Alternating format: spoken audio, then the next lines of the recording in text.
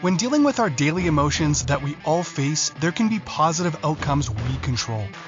Is living abundantly really possible for all of us, no matter where we find ourselves today? Absolutely, unequivocally, yes, is the answer. Now, here is the host of The Long Bearded Guy, the Chief Catalyst, Strategist Guide at JEWIL International, Gordon D Melville. Hey, everybody. Thank you for joining us today. Welcome. Great to see you. You're with The Long Bearded Guy. That's Gordon D Melville. That's me on Inspired Choices Network. And we're really excited to have you here today.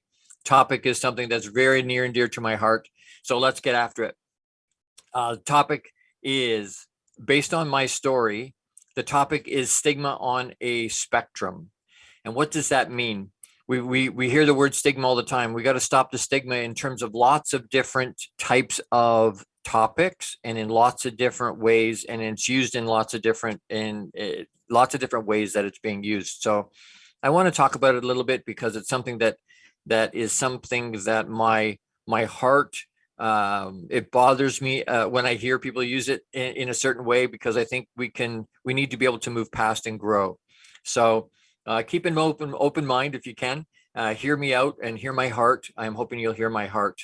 And you know what? I believe that the word stigma, when it's used in the way that people use it, society uses it in terms of things like suicide and mental health and depression and things like that, I refer to it as a BS misnomer, that it's something that's really not right. It's used in a bad way, and it's perpetuating the challenge. So we're going to dig into that today. All right. Come and play in the chat room. If you're here, let me know you're here. Jump in the chat room. When you get into the chat room, they'll give you a link that you could jump into my live studio audience if you want to do that.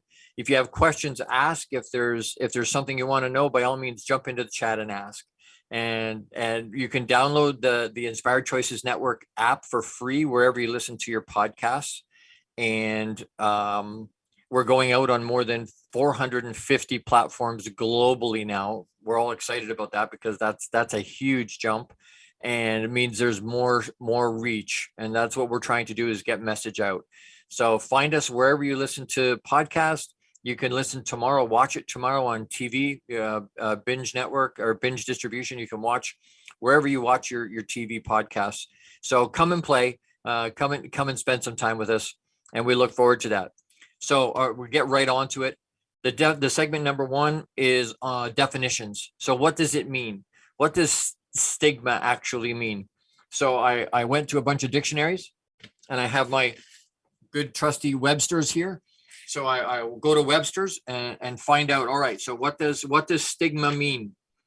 Definition number one: a mark of shame or discredit, or a stain.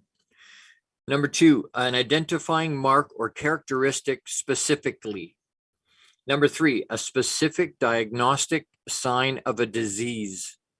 And number four is a part of the flower. The pistil receives the pollen. So in a flower, you see a stigma is part of the flower components, right?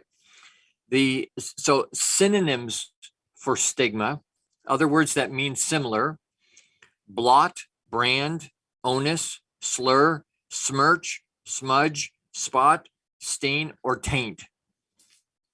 And I have another one, but I'll share it with you in a little bit. So stigma was borrowed from the Latin stigmat, meaning a mark, to mark or brand. I want to set foundation here in terms of where it's coming from, why it's being used, or how it's being used. It comes from the Greek steitzen, meaning to tattoo, which I found very interesting. It most often in modern use refers to a set of negative and often unfair beliefs that a society or group of people have some thoughts about. Oxford Dictionary, so that was Webster's dictionary. Oxford Dictionary, because I really want to get a rounded idea about what this word really means. Originally, late 16th century, a mark made on the skin by pricking or branding as punishment for a criminal, or a mark of subjection. A brand in extended usage, a mark of disgrace associated with a particular circumstance, quality, or person. Collins Dictionary, Dictionary.com, and Britannica are all the same. They all use those same definitions for what stigma is: shame, intended use, mark of disgrace, and it's a permanent thing, a punishment for a criminal. I want to sort of drive that home. Public stigma involves the negative or discriminatory attitudes that others have about mental illness. That's a current popular idea in terms of what people think of it right now. Where we want to look at, where does it come from? How does it apply here? And why is that something that is important? Because to change something, there needs to be an awareness around it. There needs to be an understanding around why it's being used, how it's being used, why it's there, and then a group, all of us together go, you know what, we need to change this. So that's, we want to dig into that today. We want to dig into, why are we using the word stigma? In what ways are we using it? And what are the thought patterns that come with that? Why is that something that we look at and go, we talk about, somebody that has stigma attached to it. So by the way, please share and like and share this, and invite your friends. We want to get that scope out as far as we can. So please like and share. I want to just real quick, sort of the Cliff Notes, Cole's notes of what my story is, so that you understand where my heart is and where this is coming from. Because I was Energizer Bunny for 30 years. And then I was teaching self-care, but I wasn't doing any self-care. And there's a knowing doing gap in the middle of that. And I think that's common. I think we all do that, where we know what to do, we just don't always do it, right? So a knowing doing gap. So I wasn't doing self-care. I was running 300 miles an hour with my hair on fire. I'm a driven type human, go, go, go, go, go, go, go. And we were taught, and it was built into me as a paradigm, that you put others first. Looking after yourself first was selfish. So again, that's why there was no self-care, because I was like, no, I don't have time to look after me. I have to look after everybody else. And so after 30 years of that, my body said, hey, Gord, I'm out. I don't want to do this anymore. And I was bedridden for the better part of 2 years in late 2015 and forward from there. And my body had no energy, literally none. I would fall down 2 or 3 times trying to get to the bathroom. It was 20 feet from the bed to the bathroom. And consequently, I would slide out of bed onto the floor and crawl to get to the bathroom. And so it got, excuse me, when you take an Energizer Bunny and push them into a space where they can't move and they can't operate the way they're used to, it gets dark in a hurry. And so there was a suicide attempt in the middle of all that. And I look back at that now and think, you know what, that was a gift from Papa that gave me perspective I needed, that I didn't have before, because I didn't really understand what mental health, mental illness, mental awareness, I didn't know what that was. I didn't have a deep enough perspective about depression and suicide and the concepts around that. And so it was a gift. Is it something I would wish on anybody? No, it is not. But it's something. Hi, Gabby. Great to see you today. Thanks for coming in. So but that's where, as soon as I tell people, though, that I am a suicide survivor, some people talk to me different. Some people will discount things that I say. It changes and shifts the way they look at me. And so they're like, well, maybe he's weak-minded. Maybe he's not strong enough. Maybe there's something wrong with him. And then it becomes something that people say, well, we got to stop the stigma. That we want to stop that mark. We want to stop that punishment. We want to stop that. So there's another word I want to use, and I'm kind of I want to just sort of spill it out. And I'm trying to hold on to it because I want to talk about it later. But there's a very deep seated piece of our society. It's ingrained into everybody. It's part of who we are. And we all do this thing where when we're looking at people, we make an assumption about who they are based on what we know about them. And sometimes we don't know anything about them. We're just doing it by the look of what we're seeing. And we're looking at that. And there's a word for that when we do it. And we don't do it on purpose. And I think it's just part of who we are. It's part of our makeup. It's part of our hard wiring. And we do it for a bunch of different reasons. But I think as a society, we need to not do that way anymore. I think we're fooling ourselves. And so when I was talking about this and thinking about it, and it's something that, like I say, is very near dear to my heart, because it's something that, like I said, as soon as I share, I have a tattoo. I don't know if you can see that. That's upside down, but it's a semicolon, right? But I'm heart centric, so I used a heart instead of the black dot. And what happens with that's a semicolon is the international sign for suicide survivor. So if you see one, that's what it means. And the reason that's the international sign, because when you write as an author, when you get to the end of a sentence, you put a period. And when you go, no, wait, I've got some more I want to say, you put a semicolon and you continue to talk. So I could have put a period on my life, and I no, that's not what was needed. That's not what was needed. So we use a semicolon and we move forward. But I find it interesting that the gentleman that put it on my wrist, the tattoo artist that put it on my wrist, incredible guy. But he said to me, Gord, that's the biggest one I've ever done. I've never done one that big. And he's done thousands of them because he raises money for suicide prevention by doing tattoos. So I find that interesting because it means people want to acknowledge the experience. They want to acknowledge that that's happened to them, or they're honoring somebody who has had and gone through that. But usually it's little itty bitty. It's very tiny. And so they want to, again, why do they want it small? Because there's shame and embarrassment and stigma around having it there, and people finding out and knowing.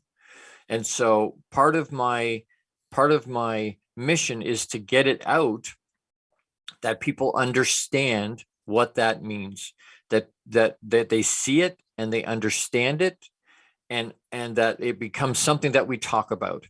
Because it's a connection piece. For me, it's been a connection piece. When I remember being in a Starbucks not that long ago, and I reached out to debit my debit card to pay for my drinks, and my sleeve must have come up just enough that the young lady behind the counter saw my tattoo, and she didn't say anything, but her eyes filled up with tears instantly. And she pulled her ear forward, and she had a little itty bitty semicolon tattooed behind her ear. And it was this wild, Papa connected us at our heart, instantly connected us really deep. This young lady had a little bit of a glimpse into my life, and I had a little bit of a glimpse into hers. And it was something that connected us right away. It gave us commonality right in the moment. And so that's something that it can connect us. It can bring us together. It doesn't have to keep us apart. It doesn't have to. We're going to talk about exclusion and inclusion in another segment. So, but we're holding people at bay. We're holding people away. And so trying to bring them in and trying to make sure that we're inclusive, right? So I want to just real quick, before we take a quick break, I have two shout outs again. I want one is my brother, Jose Escobar, is the founder and CEO of the Entrepreneur's Bookshelf. And check it out to learn more about his morning and evening routine mastery program that changes people's lives. And he's got a book coming that launches in January, but it's pre-launched now, so you can get it ahead on that same thing, morning and evening routine. This is a program that will help you install systems on the bookends of your day to maximize your morning and evening routine. It's critical that you set your day, beginning and end. Set up your free strategy session with Jose Escobar today. And you can reach him at www.theentrepreneursbookshelf.com. And the other one is Kathleen Schwartz, is the owner and founder at Compassionate Healing Services. And again, I'm very, very, very excited to look forward to the release of another new podcast that she's doing with a friend, Trauma Redefined with Kat and Joe. It sounds like fun. These two heart-centric folks are friends who share the experience of being complex trauma survivors, who will provide a fresh take on how to tackle some of society's most difficult challenges in the mental health space, like suicide prevention, bullying, and so much more. It will air on the Mental Health News Network in the fall of 2022. watch for that. And you can reach out for her at, you can get in touch with Kathleen at Kathleen, Kathleen at chsyoga, yoga.com. And again, I really appreciate Jose and Kat and all of my other sponsors. We got to take a quick break, pay the bills, and we'll be back. So you're on the Long Bearded Guy with Gordon D Melville. That's me on Inspired Choices Network. We'll see you on the other side. Thanks so much. How much of our daily success relies on our mindset? Anything we are unaware of can still impact our lives. When dealing with our daily emotions that we all face, there can be positive outcomes we control. Why is the word stigma such a BS misnomer? Is living abundantly really possible for all of us, no matter where we find ourselves today? Join the Long-Bearded Guy, Gordon D. Melville. The Chief Catalyst Strategist Guide at JEWIL International invites you to an enlightening, sometimes shocking discussion. He will be challenging you to explore your own answers to these questions and so many more. This will lead you towards living an abundant, successful life no matter how you define it. Gordon D. Melville is live Fridays at 12 noon Eastern, 11 a.m. Central, 10 a.m. Mountain, and 9 a.m. Pacific on InspiredChoicesNetwork.com.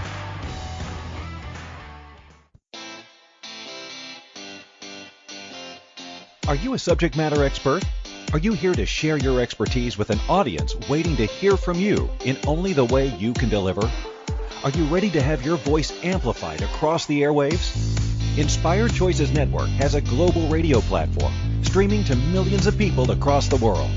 Professionally produced and supported by an accomplished team every step of the way, you can broadcast from anywhere in the world, knowing your voice matters, and we ensure it is delivered with ease and efficiency. Eager to hear your message, the world awaits. Contact us today to become an Inspired Choices Network radio host. Email become a host at inspiredchoicesnetwork.com. This is the Long-Bearded Guy with Gordon D. Melville. To participate in the program, join the live studio audience in our chat room at inspiredchoicesnetwork.com. You can also send an email to the longbeardedguy@gmail.com. Now back to the program. Hey, everybody. Welcome back. Thank you for sticking with me. I appreciate that. And we want to continue on. We want to talk a little, we touched on it a little bit, inclusiveness, exclusiveness, because this segment's called the challenges. So what is the big deal anyway? Why is it something that bothers me? Why is it something that we need to pay attention to as a society? How come? Why should we care? Why should it matter? And where will the thought of this, keeping this the way it is, where will that take us in the long run? We're headed on a path, and we've gotten there is some good things, and there's some improvement for sure. But the one piece is that's not there, that needs to be there, and I'll give you my definition of stigma. Okay. Stigma, another word for stigma is judgment. Judgment. If you take the word stigma out of anywhere you find it, outside of the flower, obviously, and put the word judgment in, I think it's more honest and it's more accurate. And so what I'm saying by that is, stop the stigma about mental health. Stop the stigma about suicide. Stop the stigma. What are we really saying? I think stigma is a sanitized, civilized word that we use so that we don't actually have to admit what we're really doing. And what are we really doing? We're just being judgmental. We're saying I'm better than them because I don't have to deal with that. I'm above them somehow because I don't have to deal with that. I have a whole whack of my own stuff to deal with, but I don't deal with that. So I think it's a judgment piece that we say, you know what? I don't have to deal with that. It's not stigma. It's just judgment. We're being judgmental. And instead of leading with judgment, if we led with love, when we hear, because we're all on that spectrum, and that's how the spectrum piece comes into this. We're all on a mental awareness spectrum. And I talk about mental awareness instead of mental health or mental illness, because I think there's a lot of topics and a lot of things under that umbrella of mental awareness that don't have anything to do with mental health or mental illness. that have to do with understanding how our mind works, that include things like mastering our mind and mastering our emotions. Some of that stuff comes under that umbrella. And so I talk about mental awareness, but we think of mental health or mental illness in terms of the heavy things. We think of it in terms of suicide and deep depression and PTSD and schizophrenia and all these things that are real heavy, serious pieces. The challenge is, and what I would challenge that thought process is, I think we're all on a mental awareness spectrum. So you've got real heavy duty stuff on one end, but on the other end of that spectrum is the emotions we feel every day. A little bit of stress or anxiety or a little bit of a depression. You wake up and you go, yeah, I really don't feel like moving today. And we all have that. We all feel a little bit of stress, anxiety, the work or the kids or pets or a project or whatever we got going on, right? But it's just regular stuff. It's not this deep stuff. It's just regular stuff. The challenge is if we don't deal with that regular stuff in a positive way and just eliminate it, that's going to build up and build up and build up and build up. And we're going to continue to go along that spectrum. And eventually we're going to end up on the other end. So trying to make sure that people understand it's not exclusive. It's not them and me. It's not, and I'll include myself on the people that are on that part of the heavy side. But it's not exclusive. It's inclusive. We're all on that spectrum. We don't look at somebody with a broken leg and go, oh man, and judge them, right? There's no stigma attached to breaking your leg or breaking your arm or breaking your neck or ending up in a wheel. There's no stigma with that. Why? Well, we understand it because we can see it. We understand that because it makes sense to us. We understand that mental awareness challenges, lots of times we don't see, so we don't understand it. And that scares us as humans. And then we push back on it. We don't want to embrace that. We hold it away from ourselves. But what I can assure you is this. One thing I can assure you, if we continue to do exclusive instead of inclusive, people will choose suicide over asking for help. Why? Because they don't want the shame and embarrassment and judgment that comes with sharing that story with people. That's why people hold it inside. That's why people don't share it. And it's getting better, for sure it is. It's starting to be a thing where people will talk about it, and we need to do more of that. We'll talk about that in another segment. But it's getting better, but it's still there. There's still a massive judgment that comes on mental awareness challenges that we don't understand. And so I want to make sure that we understand we need to get to a place where we're inclusive. We all understand it. There's no shame. There's no embarrassment. That's why I didn't tell anybody when I was in that situation. And I went through that right after I cleaned up the mess and I went back to bed. I didn't tell anybody. I didn't tell my wife. I didn't tell anybody. I didn't share it with anybody for more than a year because I was in the financial world and no one's given their money to a suicidal guy. So I couldn't tell anybody. And even if I had known and felt I was okay to do that, to share, I wouldn't have known where to go. And so that's part of my mission is my whole concept around 10 million men is about getting the word out. It's about giving people, and entrepreneurial men is my heartbeat, but everybody tools and strategies to be able to deal in a positive way with the emotions we feel all the time. And to be able to do that in such a way that we don't feel ostracized. We don't feel judged. We don't feel like we're wearing some badge of criminality or that we've done something wrong or that there's something wrong with us. There's nothing wrong with us. There's nothing wrong with experiencing any of those things on either end of that spectrum. My challenge to that is when I was in that space, and I always looked at suicide as, that's the most selfish thing someone can do. Why are they thinking, reach out, if you need help, reach out.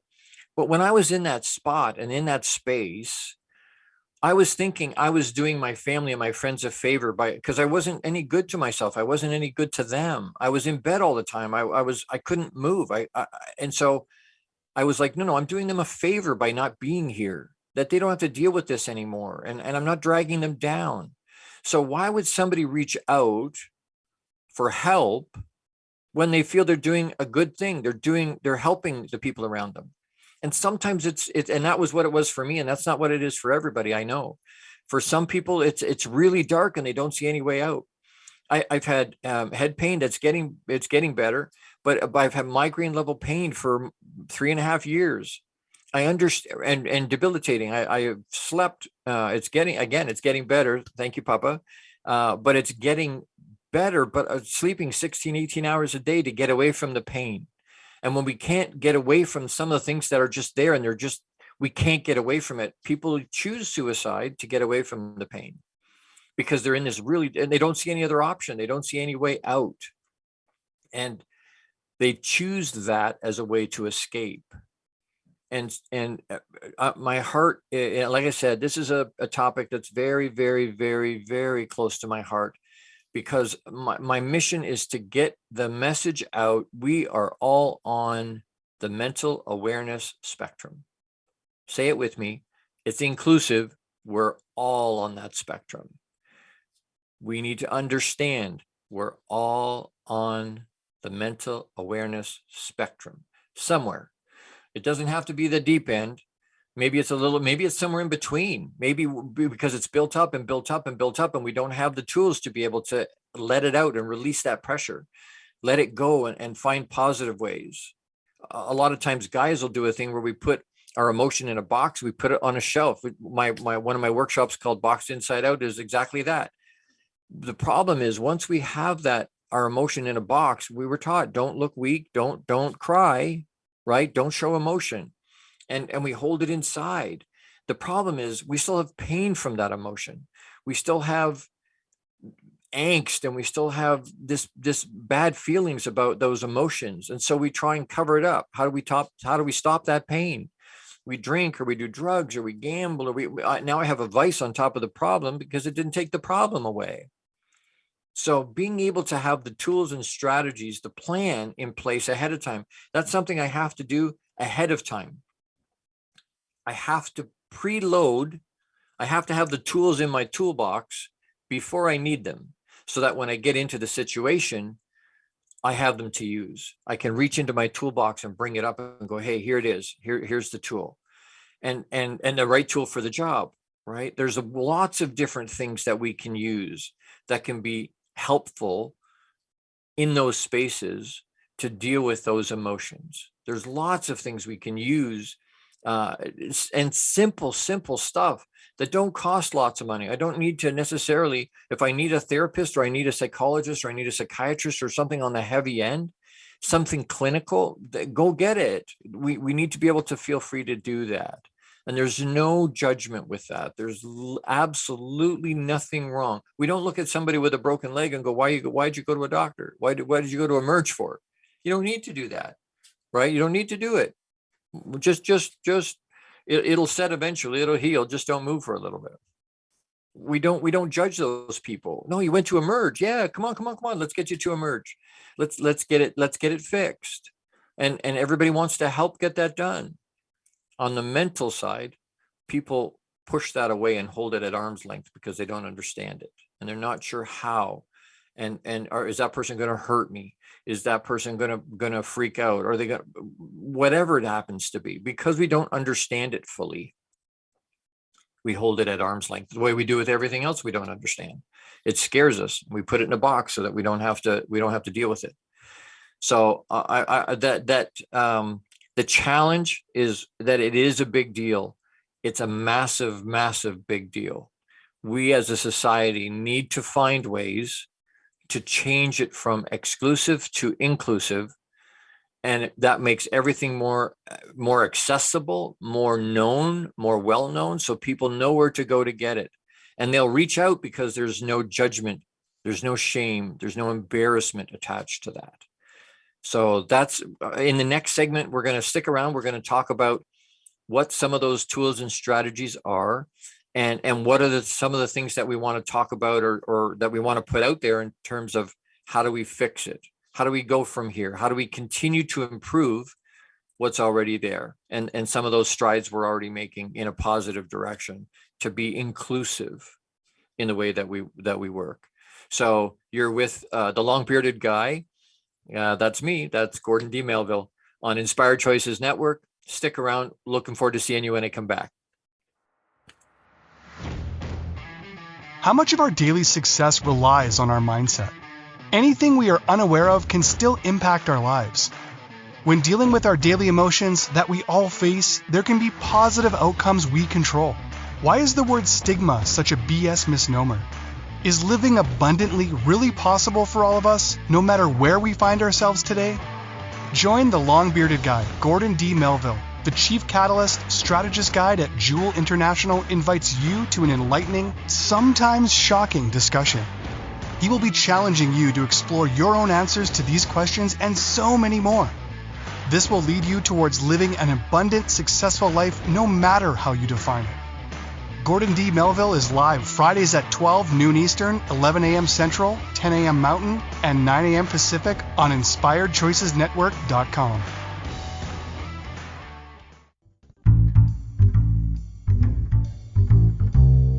How wonderful would it be to carry your favorite Inspired Choices Network host with you throughout your day? Well, now you can. Inspired Choices Network now has its very own mobile app. Our free app offers live streaming shows, along with thousands of podcasts and TV episodes. Our shows cover a wide variety of topics. Whether you're waking up with us, carrying us through the day, and taking us to bed with you, we're always here for you to enjoy. We're easy to find. Just search for Inspired Choices Network in the Apple App Store or Google Play Store. This is the long-bearded guy with Gordon D. Melville. To participate in the program, join the live studio audience in our chat room at InspiredChoicesNetwork.com. You can also send an email to thelongbeardedguy@gmail.com. Now back to the program. Hey, everybody. Welcome back. Thank you for being with me. I want to stop just for a quick second. One of my mentors, one of my good friends and brothers, Austin Haynes, talks about stopping to pause. Just pause and breathe. Pause and breathe. A lot of times we can slow ourselves down. We can ground ourselves. We stop for a second and just pause and breathe. Pause and breathe. And it lets us focus or refocus when we get ourselves into and I can get all excited. Again, like I said, this is something that's I jump up and down on. And so this whole topic. And so trying to keep myself grounded.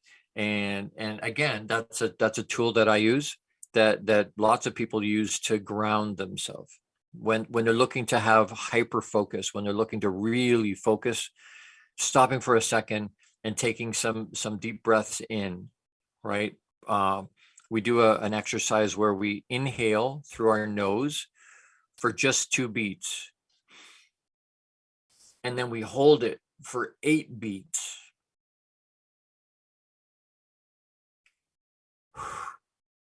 And then we blow out for 4. And we blow out hard. What we're trying to do with that is inhale just a little bit. So we put a little bit of oxygen in, and then we hold it. Why? Because when we're breathing, we're not thinking about it. It's just happening, right? It's just going in and out and in and out. But sometimes the oxygen isn't long enough inside of us to give that. We need that oxygen in our body. So it when we hold on to it, that oxygen feeds our brain and our organs and whatnot. That's why. And then as you expel for twice as long as you inhaled, you're blowing out all that stale energy, all that stale air that's in your base of your lungs, deep inside of you. And if you do that 2 or 3 times, I try and do it lots of times with my eyes closed, because I think to be able to focus, you'll find you're more awake, more alert, and able to focus on what you're doing. So we do that a little bit. Just pause and breathe. Life's going to happen. Good things, bad things, life's going to happen. How we respond to that is what's important. And it's very difficult to respond in a positive way if we're all jittery and you know, we don't have any focus, right? We're all over all these things to distract us. So we want to pull it all in and just focus. Okay. Segment number 3. on the spectrum. So how do we fix it? Right? It's in a better space than it has been before. And we are going, it's more common for people to share now. There are more people sharing. And I think the more we share, the better that's going to get. So in terms of how do we fix it? What are tools to correct it? And I wrote down a few to be able to talk about that. What are some of the tools we need, strategies even, to be able to make it inclusive instead of exclusive? How do we get that word out so that people understand en masse, not just little clusters here and there, but en masse, people understand what does that mean? How do we change it so that it's not exclusive anymore? We want to talk about it the way we're doing today.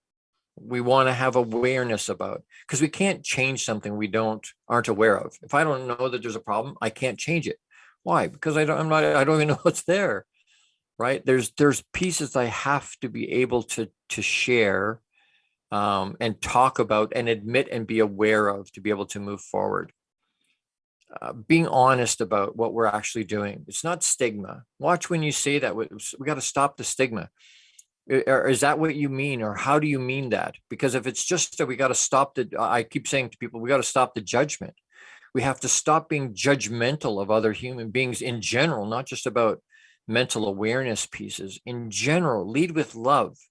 I talk about leading with love. Why? Because people respond better to that. If I come to somebody all 300 miles an hour and my hair on fire and at them, people don't respond well to that. People don't react or respond in a positive way when we do that to them.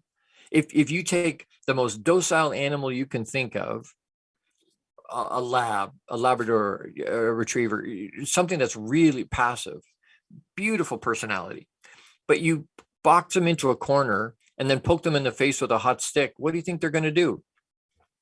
They're going to attack you. It doesn't matter how nice they are. It doesn't matter how docile normally they can be, how nice of a human they are. If we keep poking them and poking them and poking them, they're going to attack us. So we need to be honest about what we're saying and why we're saying it that way. We need to call it out when we see it or hear it. When we see people, or it's not something that's there, it's not something that's right out in the open. We hear it sometimes. Oh, I got to stop the stigma. No, we need to stop being judgmental. Hi, Jose. Great to see you, brother. Thank you for coming in today.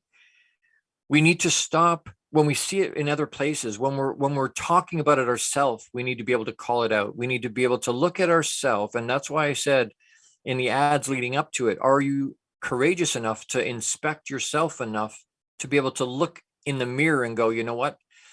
I'm carrying a judgment about this type of people, or this about people. That again, we come back to awareness, tolerance of people around us. Are we all different? Yeah. Are we all the same? In lots of ways, we're the same. But we all struggle with the same things. All of us, show of hands, how many of us have had stress, anxiety, a little bit of depression, challenge in their life that hold us down, or we wake up in the morning and go, oh, I don't want to get out of bed. I just don't want to. How many of us have done that? We all have done that. We're all on that spectrum. So we need to talk about it as much as we can. We need to be aware and have awareness of what we're saying and how we're saying it. We need to call it out when we see it or hear it in other places. And then we need to focus really, really hard on leading with love as opposed to leading with judgment. We make a judgment about people when we see them. We people that drive by in a car, people that cut us off on the highway, we make a judgment about who they are. And lots of times we react in the moment, right? I know I do. I try not to, but there's times I do. There's times there's a reaction. There's a visceral reaction to a situation. Stimulus, pause. The power's in the pause. The power's in the ability to be able to hold on to that. Just for a second, give it a second. Take the emotion out of it. Does it really matter? No. Can you do anything about it? No. So let it go. It's not something that, I have enough trouble controlling me, but then I need to be able to actually control me. It's not just a matter of knowing, it's a matter of being. And I use that as an action, as a verb, right? Instead of the word doing lots of times. Who am I being when somebody cuts me off? Who am I being when I'm looking at somebody that's really struggling with deep depression, or am I being supportive of them? Am I giving them a shoulder to cry on, or to somebody that am I approachable in that people can come and talk to me? As a leader, am I watching my people? Am I making sure they understand and caring about them enough to give them tools and help and be available, and giving them an awareness, talking about some of these things with them? I think we need to stop using, as certainly in a mental awareness, mental health, mental illness, in that scope, in that space. It's not stop the stigma, it's stop the judgment. Stop and make it inclusive. Make it so that everybody understands. And I can't say that strongly enough. I can't talk enough about that. I can't implore you strong enough to really, really, really take a deep look inside and go, am I being judgmental when I'm talking about them? Do I look at that person differently because I know they've been in a psych ward? They've been in for a 72-hour hold. Could I walk myself into a hospital, into a psych ward? If I really need that, if that's really what I need, can I do that? If a friend called and said, hey, can you help me with this? Would I be willing to do that for them? Is there judgment attached to that? Do I look at them different? Do I look at them as less than somehow because they struggle? We all struggle. We all struggle, right? None of us have the market cornered on stress or anxiety or depression or emotion in general. None of us have the market cornered on that. So in a very general way, we need to stop the judgment and make it inclusive. Understand we're all on that spectrum. We're all feeling the same things. Human beings, all of us feel the same things. We have the same insecurities and the same angst and anxiousness and stresses. And we all do. Anybody that's a parent, we all do. My brother Jose there just had his 5th child.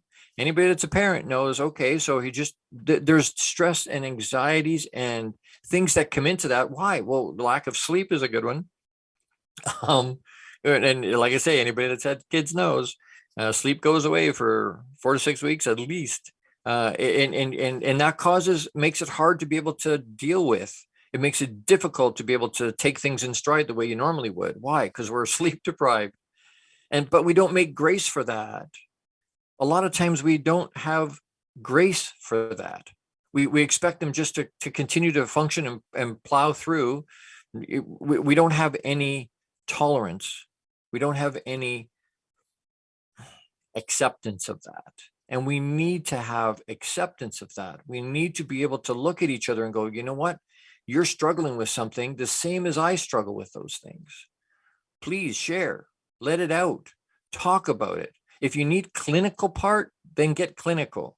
If you need something that have your bars read, or have a massage, or do acupuncture, or exercise, there's lots of things we can do. But find something that works for you and then do it. It's not just a matter of knowing, it's a matter of being. It's a matter of doing, actually executing. We need both sides of that equation. If I don't have awareness, then I don't know, in which case I can't be. When I know better, I'll do better. I hope that makes sense. I want to touch again. I'm so thankful for my sponsors, my founding sponsor partners. Kathleen Schwartz is the owner and founder at Compassionate Healing Services.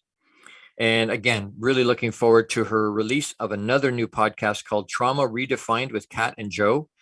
These two heart-centric folks are friends who share the experience of being complex trauma survivors who will provide a fresh take on how to tackle some of society's most difficult challenges in the mental health space, like suicide prevention, bullying, and so much more. It'll air on the Mental Health News Network in the fall of 2022. We're excited to watch for that. And you can reach out to her at Kathleen at chsyoga.com. And then my other shout out this afternoon is to my brother Jose Escobar, is the founder and CEO of the Entrepreneur's Bookshelf. Check him out on the Connected Leaders Academy. Incredible group of people. It's a membership to take your business to the next level. This is the perfect tribe to learn, grow, and connect like never before. It's been transformational for me. I can tell you that. The CLA, the Connected Leaders Academy tribe, brings together some of the highest level entrepreneurs from all over the world. Set up a virtual coffee with Jose Escobar today. And you can reach him at www.theentrepreneur'sbookshelf.com. And I am very, very thankful, so very thankful for my sponsors, for my founding sponsor partners. This show we wouldn't be able to do it without them. So thank you so much from the bottom of my heart for you all. We need to take another quick break. So we'll wrap up after. There's a couple other things we want to talk about quick, so don't go anywhere. You're with the long-bearded guy, Gordon D Melville, on Inspired Choices Network. How much of our daily success relies on our mindset? Anything we are unaware of can still impact our lives. When dealing with our daily emotions that we all face, there can be positive outcomes we control. Why is the word stigma such a BS misnomer?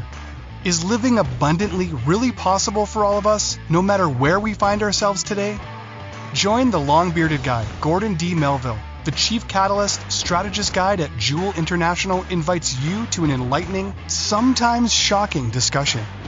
He will be challenging you to explore your own answers to these questions and so many more.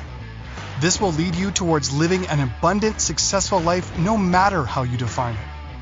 Gordon D. Melville is live Fridays at 12 noon Eastern, 11 a.m. Central, 10 a.m. Mountain, and 9 a.m. Pacific on InspiredChoicesNetwork.com. This is the Long-Bearded Guy with Gordon D. Melville. To participate in the program, join the live studio audience in our chat room at InspiredChoicesNetwork.com. You can also send an email to thelongbeardedguy@gmail.com. Now back to the program. Hey, everybody. Thanks for sticking with me, being back. Well, we want to wrap up. We want to review a little bit, and then I have a quick call to action. So we want to talk about that real fast. What can you do? And let's go back for a second, get ahead of myself. The definition of stigma, we talked about that. It's a mark. It's something they would tattoo on criminals. There's a wildly negative overtone to that word in a lot of different ways. As society, we're all using that word, and I say it's a sanitized, civilized word we use, so that we don't actually have to admit what we're doing, which is just being judgmental. So those definitions, and how do we define it? The number 2 is about the spectrum. How do we fix it? What's our bits and pieces? We talked about inclusion, exclusion. We want to be inclusive. We want it to be something that everybody understands and everybody gets and everybody knows and understand. We've all had some of those bits and pieces. We've all had stress or anxiety or a little bit of depression. We've all had lack of sleep. We've all had some of these things that we're all doing the same thing. We all experience some of the same things. So ways to deal with those things are appropriate for all of us. We all can use that stuff. And then on the spectrum, how do we fix it? So it doesn't have to be deep depression or suicide or PTSD or schizophrenia or all the things that we think about in terms of real heavy, deep mental awareness pieces. Maybe it's just a little bit on the other end of that spectrum. So being aware that we're all on the spectrum, we're all there together. We're all there together. And so that's something that we need to understand and then check ourselves when we're talking about it. We check ourselves when we hear it from other people. And so I want to make sure we understand, we talk about it first of all, we need awareness. We need to have awareness about what's happening. We need to have awareness about when it's happening around us. We need to see it and call it out when it's there. We need to talk about it, and we need to encourage people to talk about it, share their story, share the fact what they went through. Is that hard? Yes, but life's not happening it's not happening to me. It's happening for me, but it's happening for me to be able to, I'm being prepared, specifically equipped to be able to help other people get through what we got through. So if you've had mental awareness challenge, share it with people. It makes people will understand. They will get that. And the more we talk about it, the more it becomes an inclusion instead of an exclusion. So what can we do? What are things that what's an action thing that a call to action we can do right away? Check on yourself, check on your friends, lead with love instead of with judgment. Don't judge people. That if we don't understand, we find out. If we want to be there for people, are we going to be there in a way that is comforting, in a way that is trusted? Most people won't open up to somebody if they don't feel trusted and not judged. I go back to the judgment thing is a huge deal for me. Why? And I think it should be a huge deal for all of us. It's knowing and understanding. I don't want to lead with judgment. I want to lead with my heart. It's a much, much more powerful way to live. And it brings people to you. It'll attract people to you. If you want to go deeper on some of this stuff, I do have a coaching practice, a high performance coaching practice. I do group coaching. I do one-on-one. I do speaking engagements. If you want me to speak to your group or to your organization or to your company, be happy to come and do that. Reach out to me. You can reach me at thelongbeardedguy@gmail.com is the best way to get a hold of me on my email. You can go to my website, it is thelongbeardedguy.com, and you can book time to talk to me there, or to set up arrangements for that. I will have in the beginning of probably mid to late September, I'm going to run another Boxed Inside Out virtual. It's only a 1 hour a week. It's only 4 weeks. So it's a nice short program, but it'll take an even deeper dive into some of these concepts that some of us struggle with, and some of us need help understanding and need help with tools and plan to be able to figure it out and deal with it. So if you want some of that, please let me know.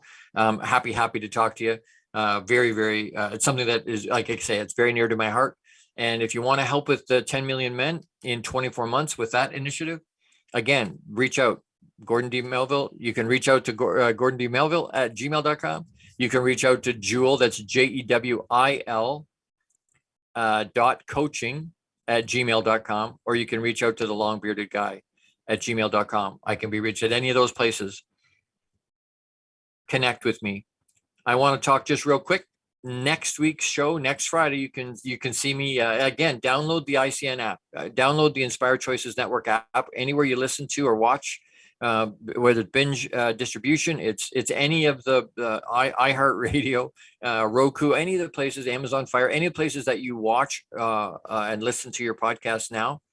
Download the free app, and then when we pump out the link for the show for next week, get in and register so that you can be with us and join us for next week's show.